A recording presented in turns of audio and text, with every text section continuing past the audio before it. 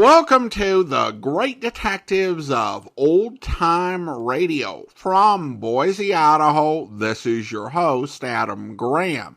If you have a comment, email it to me, box13@greatdetectives.net. Follow us on Twitter at Radio Detectives and check us out on Instagram, instagram.com/Great Detectives.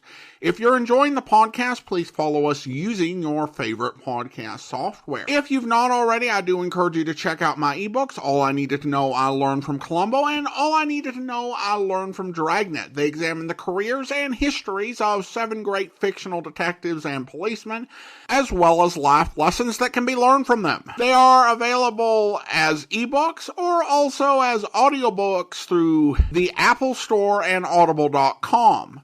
Well, now let's go ahead and get into this week's episode of Mr. Chameleon. The original air date, December the 15th, 1948, and the title is Mr. Chameleon's Strangest Murder Case. Next, Mr. Chameleon's Strangest Murder Case.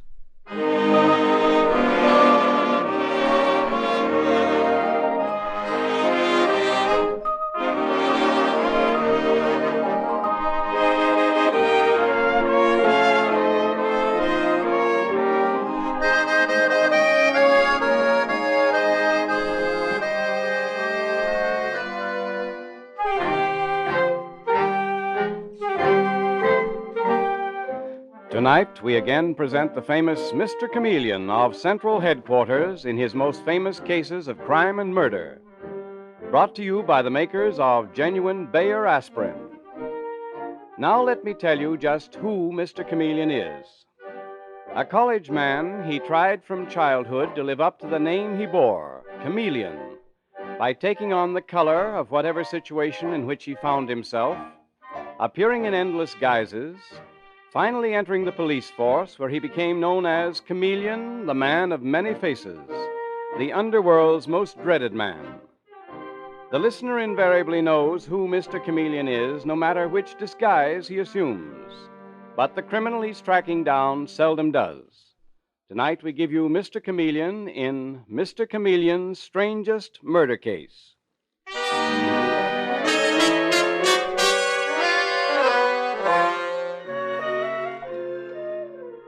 It is early evening, and in the luxurious duplex apartment of Jim and Polly Towers, Jim is angrily pacing up and down. His face is livid, his voice trembling with rage as he says to the weeping girl on the sofa, "Tell me the truth, Polly. What was that man doing here?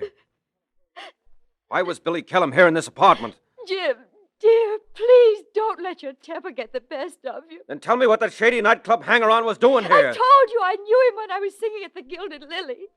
After all, dear, all nightclub people aren't shady. I was one before you married me. Oh, Jim, I'm so miserable. I'm so frightened. Oh, darling, I'm sorry. Jim, you're quite right. Billy Kellum is a dreadful creature. I thought I'd gotten rid of his kind long ago, but suddenly last month he turned up here at the apartment. He's been telephoning me. He's even been following me on the street. And I don't know what to do about it. I really think the man is mad. I suppose he's been making love to you. Yes. Yes, he has. He was a horrible nuisance in the old days, and now it's unbearable. Polly, why didn't you tell me before? I was afraid to. But I really think Billy is mad. I cannot get rid of him. You won't have to get rid of him. That's my job.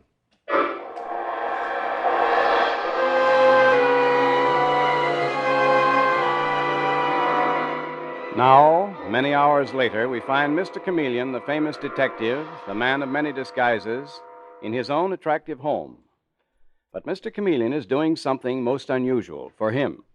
At 11 o'clock at night, he is in his bed and sleeping soundly. But not for long, for the telephone beside him shrills out.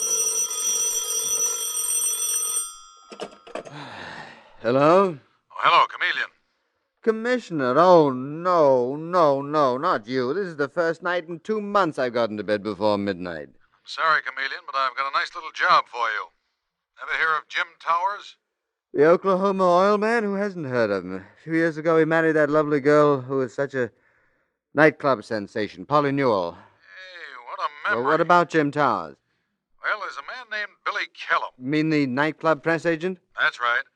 Billy Kellum was found shot to death in the parking space back of the Gilded Lily. Who shot him? We don't know. That's why I'm calling you, Chameleon. But less than an hour earlier, Jim Towers was looking for him, flourishing a gun and threatening to kill Kellum. Now, if I were you, Chameleon, I'd take Detective Sergeant Dave Arnold and get over to Jim Towers' apartment immediately. I'll be over there in 3 minutes.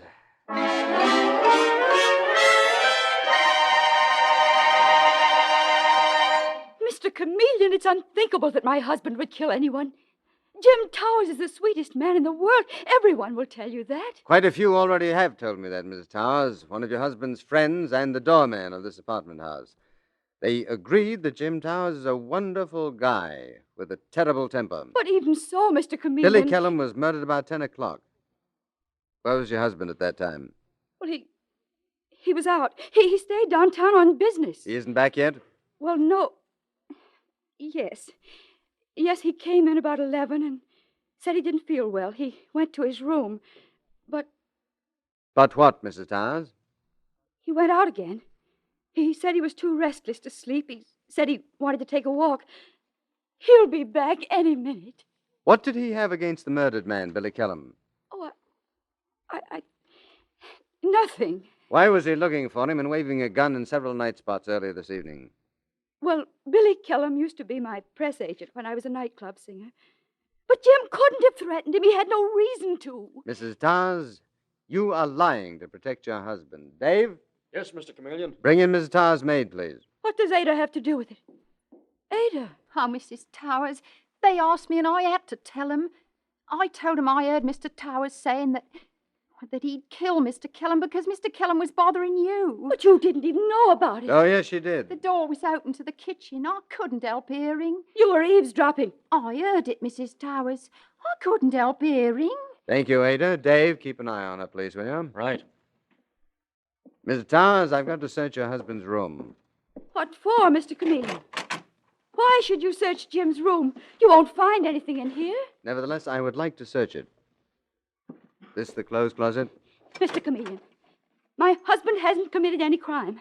I love him. I know him. He couldn't be guilty of murder. What's this? Sort of shoebox? Mr. Chameleon, listen to me. If Jim was jealous and hot-tempered, it was only because he loved me so much. You must believe me. Mrs. Towers? Is this your husband's gun? Yes, I guess so. Polly? Oh, Polly! Oh, here's Jim now. Polly, I just couldn't... Who's this? Jim. Oh, sweetheart. Who's this man? My name is Chameleon, Mr. Towers. I'm a detective from Central Headquarters. Detective. You're the famous Chameleon? What are you doing here? What are you doing with my gun? Oh, Jim. Jim, Billy Kellum's been murdered. Murdered? Yes, Mr. Towers, and the bullet that killed him came from a Colt 45. Like this gun of yours. I see there is one cartridge missing. Jim, he thinks you killed Billy Kellum. I didn't kill him, Mr. Chameleon. I didn't even see Billy tonight. Polly, I'm innocent. You must believe me, I'm innocent. I repeat, the bullet that killed Kellum was from a 45 Colt, a popular weapon in Oklahoma, I'm told, and you, Mr. Towers, come from Oklahoma. The whole picture doesn't look very good for you. I tell you, I didn't do it. That remains to be seen, Mr. Towers. For your sake, I hope you didn't do it. Anyway, Detective Sergeant Arnold and I will see you and Mrs. Towers later. Dave, come along. Let's be on our way. Right, Mr. Chameleon. Good night. Good night. Good night. Dave, what do you think about this affair? Oh, it looks like Jim Towers did it all right. It's too bad. The wife of his Polly is sure a peach, Mr. Chameleon. If I could find a gal like that, I'd get married tomorrow. Before she married Jim Towers, she was a nightclub singer, the toast of the town. Sure a tough break for the kid. Well, what you said to Towers was right, though, Mr. Chameleon. The case certainly looks black for him. Black, you say, Dave? Well, that gives me an idea. First thing tomorrow, I'm going to question some of the murdered man's friends.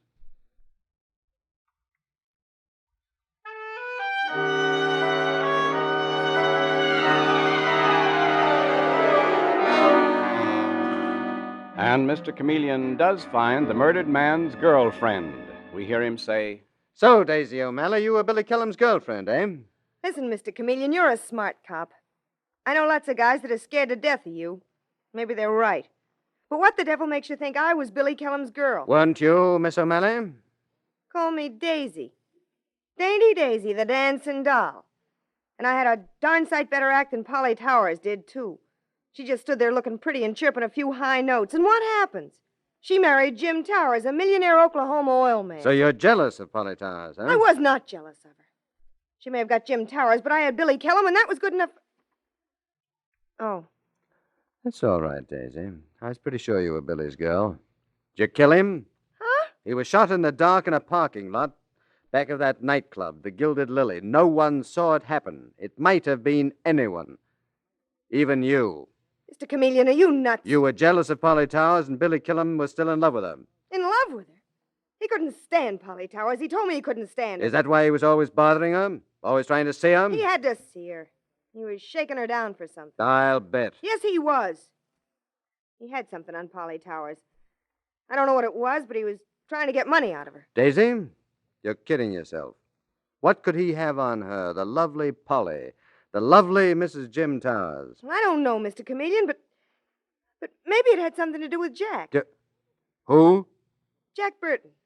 A serious type guy who was crazy in love with Polly. You mean Jack Burton, the newspaper man? Yeah, sure. Why don't you look him up instead of pestering me? Trying to make me think my Billy wasn't in love with me. You may have an idea there, Daisy. I think I'll look in on Jack Burton and have a little chat.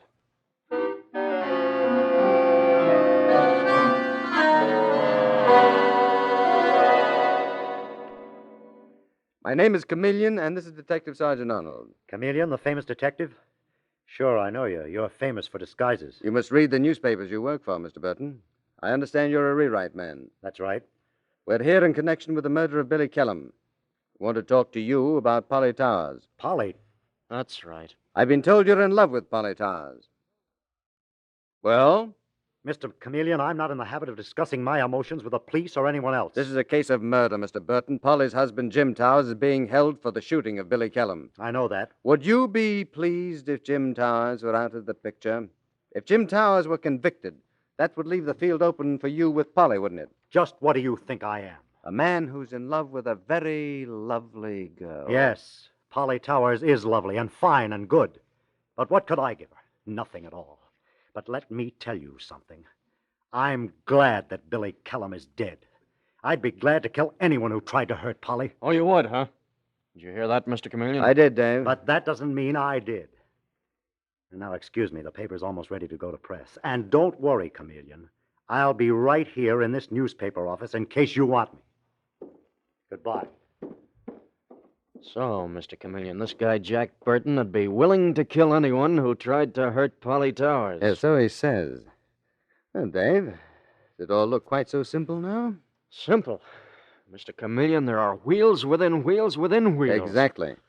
And I have a feeling before this mystery of Billy Killam's murder is finally solved, it may be the strangest I've ever handled. And in its way, one of the most horrible.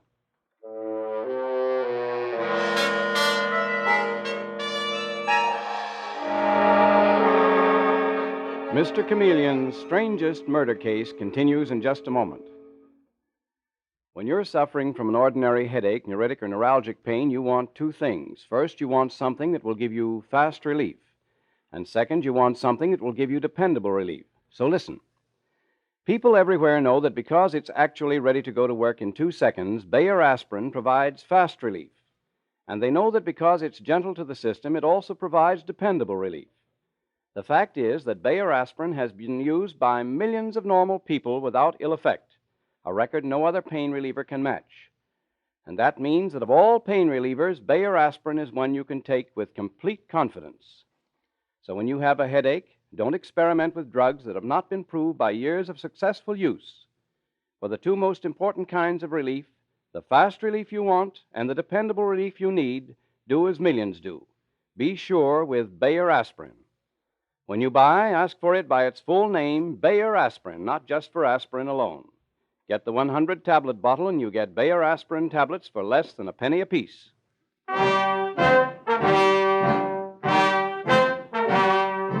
And now, back to Mr. Chameleon's strangest murder case. It is some time later, and in the office of the Commissioner of Police, the Commissioner is frowning intently at Chameleon. And Detective Sergeant Dave Arnold, too, looks puzzled and disturbed as he says, But what do you expect to accomplish, Mr. Chameleon? Hasn't Polly Towers gone through enough without putting her through more unpleasantness and trouble? Dave, her husband, is being held for murder. The circumstantial evidence is all against him. The maid's testimony is looking for Kellum that night of the murder. The fact the fatal bullet came from a .45 like his. Only it might not have been his gun, Chameleon. Our ballistics experts can't say positively. Well, that's it, Commissioner. There are other .45s, plenty of them. No one saw the actual shooting. Might have been Jack Burton. It might have been Daisy O'Malley. Who knows? But I intend to find out. But what will we gain by hounding Polly Towers? Why, Dave, I didn't realize Sir Galahad had joined the police force. Oh, me? Hey, listen, I'm as hard as nails. Yes. Billy Kellum's killer is as hard as nails, too. But really hard. And, Dave, I propose that we get them. That's why I'm going to pose as Billy Kellum's partner. Partner in blackmailing. Blackmailing? You're going to go in disguise and pose as a blackmailer? That's the idea, Dave. Didn't Daisy O'Malley say that the murdered man, Billy Kellum, might have been blackmailing Polly Towers about Jack Burton? Yeah, so she did. Well, in my disguise as a blackmailer, I'll take the name of Ludovic. Ludovic. One of those creatures who crawl out of the woodwork. And you think that Polly Towers will turn to Jack Burton when you start your blackmail act on her? Yes, possibly. Her husband is jail. She has no one else to turn to. Also, I'll see to it that Daisy O'Malley finds out that this Ludovic is making the rounds, claiming he has absolute evidence against the killer. Oh, so that's your game. That's my game, Commissioner. That's what I'll tell Polly Towers when I manage to get in to see her as Ludovic, which may take quite a lot of time. Also, I hope will lead me somewhere.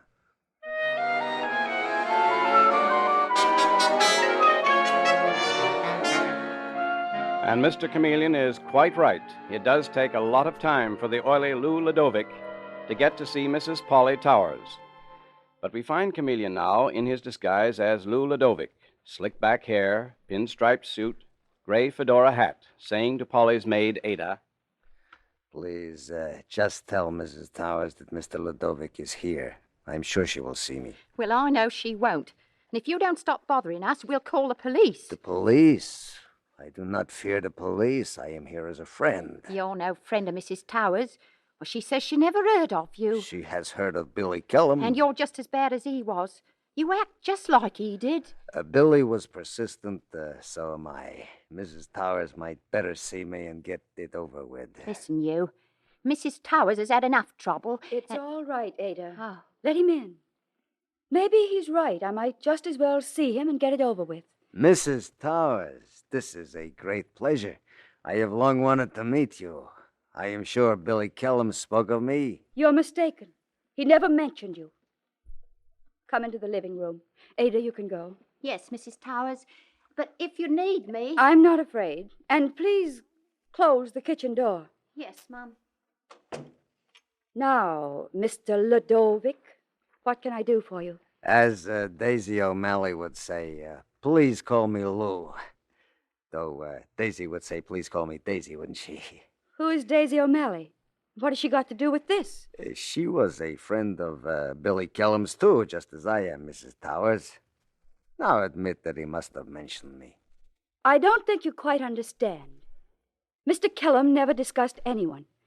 He made my life miserable with his personal interest in me. Who can blame him? You're even more beautiful than he said. But he never spoke of you, Mr. Ludovic. Never, at any time. He did not tell you I was his partner? His partner in his blackmailing activities? That it was I who got the goods on you and Jack Burton? Blackmail? Are you crazy? Billy never blackmailed me.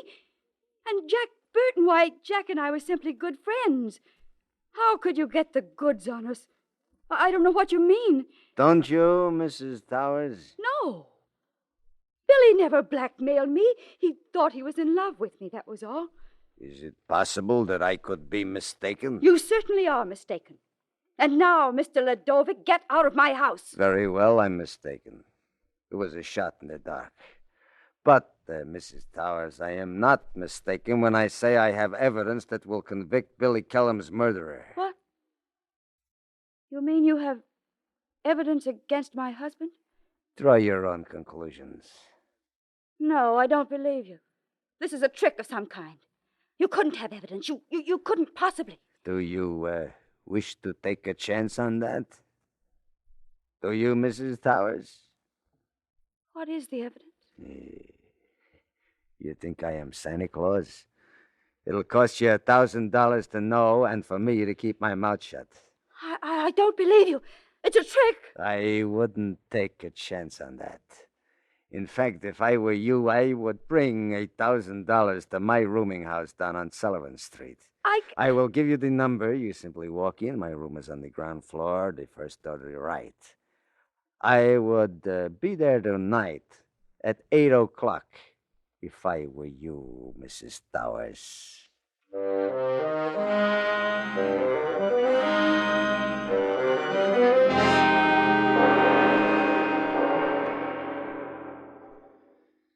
This is a charming little rat hole, eh, Mr. Chameleon? Yes, Dave. Just the kind of place where Lou Ludovic would conduct his business. He'd live at a swanky uptown hotel, I'm sure, but this is the sort of hole. Where he'd blackmail helpless women. Dave, I expect to trap the killer tonight. Did you tell the landlady we want no one to disturb us for a while? And I paid her plenty. And the poor guy who really rents this room, too. Hey, Mr. Chameleon, are you really going to stand with your back to the window so someone from the street could take a shot at you? I've got to, Dave.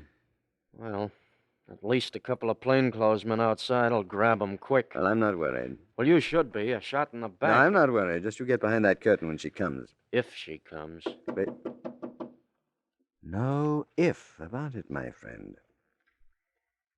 Who's there? Mr. Ludovic? Okay, Dave. Behind the curtain. Is that you, Mrs. Towers? Yes. Well, come in.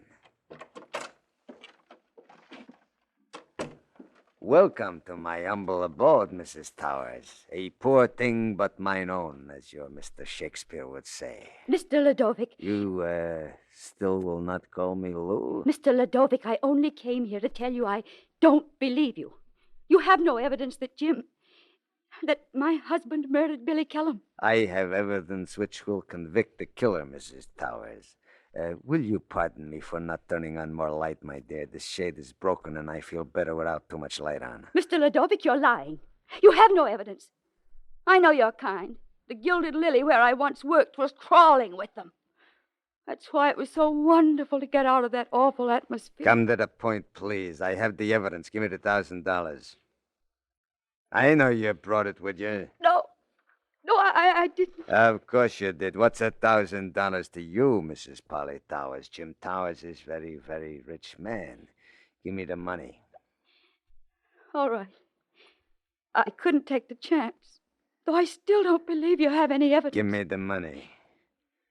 The only thing is, Mr. Ludovic, this won't be the end. If I give you this, you'll keep on asking me for more. Mrs. Towers, you will have to take a chance on that, too. The money, please. I have it here in my purse. What's the matter? Mr. Ludovic, there's someone outside on the street, watching us through the window. No. Yes, there is. They're standing quite close to the window. Is it a man or a woman? Why don't you look for yourself? Oh, no! They have a gun. They're raising it to shoot. They're going to kill you. Kill me? Yes, you cheap blackmailer. Only I'm the one that's going to kill you. Hey. Let go of my wrist. Did you think that I'd really turn my back on you, Polly Towers? Do you think I wasn't prepared to have you pull a knife on me or shoot me in the back? Though a knife was smarter this time. Let go of me. You're not Lou Ludovic. You're Mr. Chameleon. Quite right, Mrs. Towers, and I'm arresting you for the murder of Billy Kellum. Dave. Yes, Mr. Chameleon. Don't tell me it's Mrs. Towers. Frightfully sorry to disillusion you, Dave. I couldn't bear to do it till the last minute. But I'm going to need help to get this little wildcat down to a cell in Central Headquarters.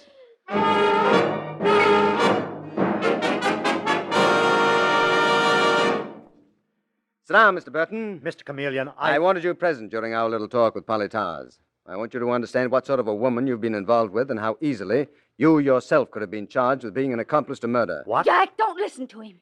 If I pulled a knife on Chameleon, it's because I thought he was a dreadful creature like Billy Kellum. Now, Mrs. Towers, you worked out a clever plot for the killing of two men you wanted out of your life. I'll not listen to you. First, you murdered the blackmailer, Billy Kellum. And then you tried to have your husband pay the death penalty for a murder that you committed. I didn't. You planted your husband's gun, the gun you used to kill Kellum, where I couldn't fail to find it, in your husband's room. And you left the kitchen door open so that your maid, Ada, couldn't fail to hear your husband's threats against Billy Kellum. That's a lie. And you knew that maid would tell me, and I'd be hot on the trail of your husband with deadly evidence against him. Dream on, Chameleon. But what you didn't know was that the doorman of your building told me that you left and returned to the building in exactly the time you needed to kill Billy Kellum. He was murdered at about 10:15. That is when you were out. I had no reason to murder Billy Kellum. My husband was jealous of him. I See, can't... there it is. You're trying to plant it on your husband again. Now, I'll tell you why you killed Billy Kellum, Polly. You'd been paying him hush money for months. Your bank has a record of the checks, and I have the canceled checks. $500 every month. Stop it! Stop it! This was your way to silence the blackmailing Kellum.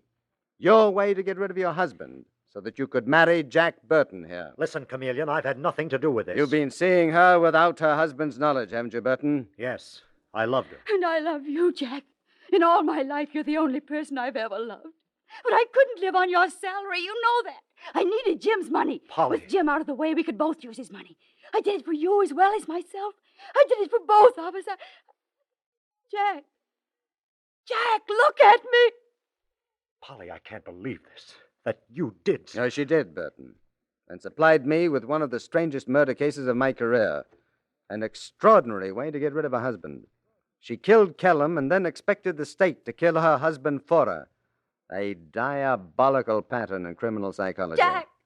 Jack, take me out of here! Nobody will ever take you out of here, Polly. Dave, lead this woman to her cell, please. Come along, Mrs. Towers. No! Jack! I hope, Chameleon, that you're really convinced I knew nothing of this terrible thing. If I weren't, Burton, you would be out of luck. You see that motto of my desk? Read it. You'll know why both you and Jim Towers walk out of here free men. Oh, I see. The innocent must be protected. The guilty must be punished. And I don't mind telling you, Burton, that all my sympathies are with Jim Towers.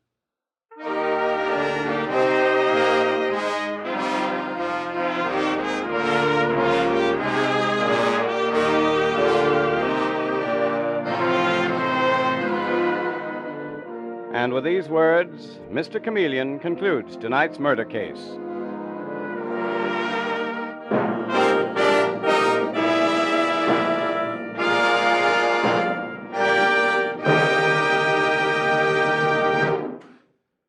One reason why millions use Bayer aspirin to relieve ordinary headaches is that Bayer aspirin means amazingly fast relief. And its astonishing ability to be ready to go to work in 2 seconds is something you can prove right in your own home. To find out how quickly Bayer aspirin is ready to go to work, all you need do is clock its disintegrating speed. Simply drop the tablet in a glass of water. What happens in the glass happens in your stomach. And as you'll see with your own eyes when you make this test, Bayer aspirin starts disintegrating almost instantly. And this 2-second action is why Bayer aspirin brings you such quick pain relief. So to relieve a headache fast, use something you can actually prove works with remarkable speed, genuine Bayer aspirin. And when you buy, ask for it by name, Bayer aspirin, not just for aspirin alone. Get the 100-tablet bottle and you get Bayer aspirin tablets for less than a penny apiece.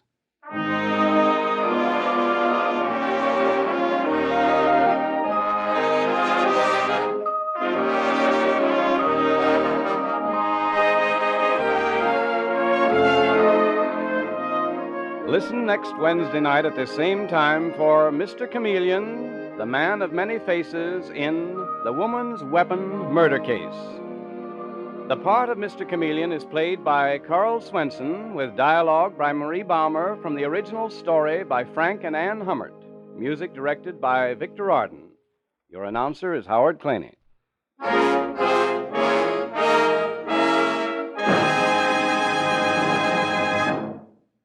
After years of work, a revolutionary new toothpaste has been developed called Lion's Toothpaste.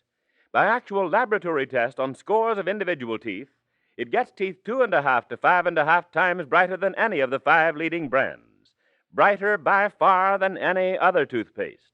New Lion's toothpaste does this because it's a new kind of toothpaste with a formula that's completely new and radically different. A remarkable toothpaste that cleans without soap and polishes without chalk. Try it. Ask for Lion's toothpaste.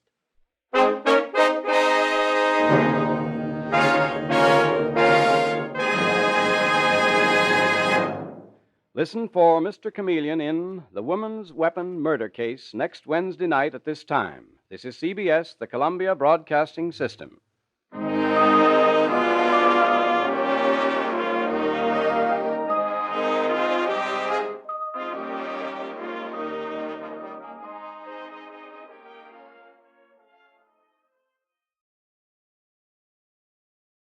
Welcome back. Maybe this should have been called Mr. Chameleon's most bog standard murder case.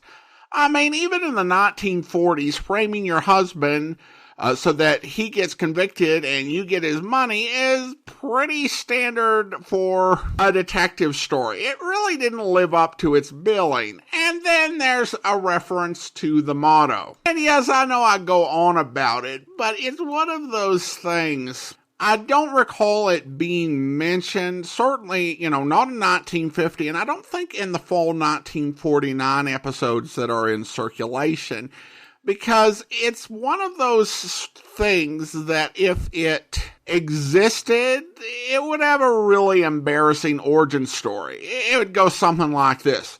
Hey, Chameleon, got a moment? Sure, Commissioner. I need to talk to you about the arrest of Mary Brandeis. Yes? Well, she was in Wisconsin at the time of the murder with 8 U.S. senators, and there's a photograph taken at the time showing that she was in her wheelchair at the state capitol. Yeah, and since she's innocent, she has to be punished. Oh no, I did it again. I got it wrong.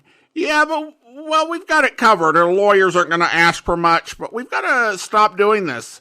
I sent Officer Dave Arnold to arrest Muggsy Wilson. And then Chameleon said, wait, the ballistics showed the bullet matched his gun, and he did it in front of a dozen witnesses. He was obviously guilty, and therefore needed to be protected. And the commissioner's just shaking his head. I'm doubting you as a college man. No, I'm smart. I just have trouble keeping this straight. And then we have the brainstorm. Why don't you make a reminder to yourself? Make it a motto and put it on a sign on the wall. The innocent must be protected and the guilty must be punished. And Chameleon's eyes get wise. You're a genius. I'll hang it up on my wall. If I stare at it for hours on end, there's no way I'll get mixed up. I'll also tell everyone about my motto. I guess you can do that, but it might make them wonder why you need reminded. It'll never happen. Well, and that, I imagine, is how Chameleon got his motto. All right, listener comments and feedback now. And Leonard has a comment regarding the Mr. Chameleon episode, The Case of Death and the Blue Parrot. And he writes, the Blue Parrot is the name of the cafe owned and run by Signor Ferrari in the movie Casablanca. Well, thanks so much for the comment. There was something about the name that sounded vaguely familiar, but I couldn't place it right off. And likely that's just a case of someone having seen the movie and the name just being in their head, rather than any attempt to rip off Casablanca, because say what you want about The Case of Death and the Blue Parrot, it didn't really evoke Casablanca in any other way. But still, that's an interesting reference all the same. And then we have a question from Richard regarding a program advertised on Stars in the Air. Richard writes, one of the radio commercials towards the end of that show referenced a series called City Hospital. I've never heard of it and can't find any episodes available. Have you ever heard any episodes of that show? Well, thanks for the question. Now, there do appear to be a couple of episodes available on RadioEchoes.com. From all reports, it appears to be a bit of a medical melodrama, and it's got a bit of a complicated history. Now, I found that there was a City Hospital radio program and a City Hospital television program. The City Hospital television program starred Melvin Ruick, and there was a radio program that starred Santos Ortega and later Melvin Ruick. The radio series began over CBS, the TV series began over ABC, and then moved over to CBS. Now, there does seem to be some confusion as to which started first. I found one book that stated that City Hospital was an example of a program that began on television and went to radio. However, as best I can find, I found a radio listing for City Hospital from October of 1951. And according to Wikipedia, it didn't start airing on television till November of 1951. Be that as it may, Melvin Ruick started in the TV show, and then he took over the radio show at least by 1954, and the series stayed on the air till 1958.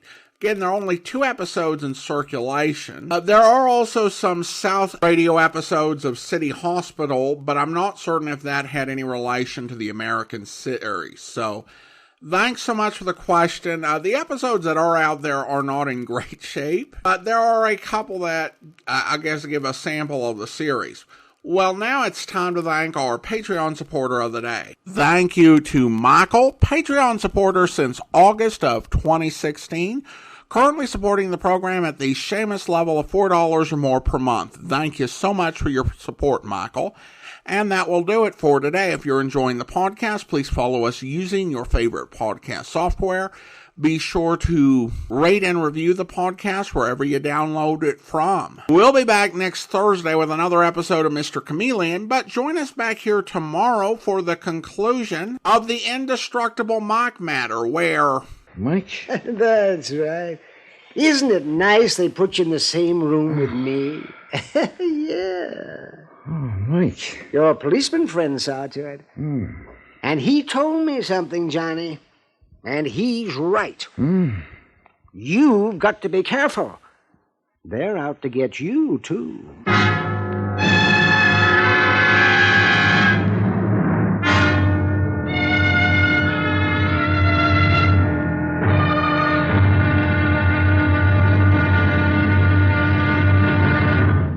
Now, here's our star to tell you about the final intriguing episode of this week's story. Tomorrow?